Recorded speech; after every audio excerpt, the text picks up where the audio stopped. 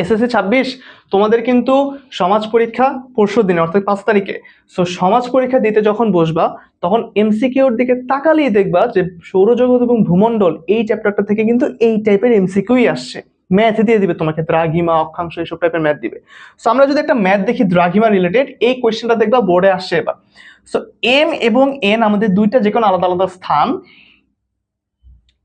M এর দ্রাঘিমা হচ্ছে 50 degree পূর্ব এবং এন স্থানে দ্রাঘিমা হচ্ছে 80 ডিগ্রি পূর্ব।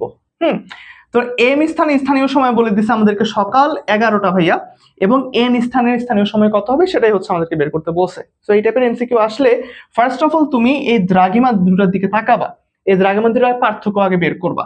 কিন্তু আমরা একটা কথা জানি না যে 1 ডিগ্রি দ্রাঘিমার জন্য 1 ডিগ্রি দ্রাঘিমার জন্য ভাইয়া সময়ের পার্থক্য হয় কত বলতো? 4 মিনিট সময় পার্থক্য হয় 1 ডিগ্রি দ্রাঘিমার জন্য, তাই না? তো আমার এখানে দুইটা স্থানের দ্রাঘিমার পার্থক্য কত ভাইয়া? 80 ডিগ্রি আর 50 ডিগ্রি, তাই না? 80 আর 50 বিয়োগ করলে কত হয়? 30 ডিগ্রি। তার মানে ভাইয়া 30 ডিগ্রি দ্রাঘিমার জন্য সময় পার্থক্য হবে কত মিনিট বলতো ভাইয়া? 30 ইন্টু 4, 30 ইন্টু 4 হচ্ছে ভাইয়া আমাদের 120 মিনিট। এই 120 মিনিট মানে কত আবার বলতো ভাইয়া? 120 মিনিট মানে আমাদের 2 ঘন্টা, তাই না? 120 মিনিট মানে 2 ঘন্টা।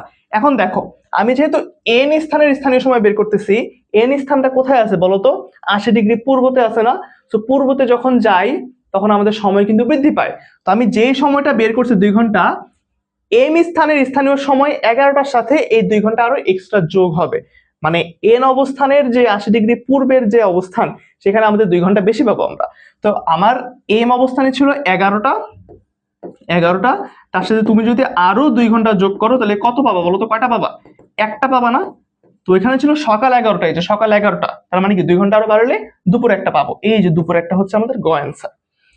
সো তোমরা কিন্তু এই টাইপের এমসিকিউ এবার অবশ্যই বোর্ডে পাবা। যারা এমসিকিউটা দেখছো যদি না বুঝে থাকো আবারও দেখো, দেখে একটা কমেন্ট করে রাখো যে ভাইয়া বুঝছি।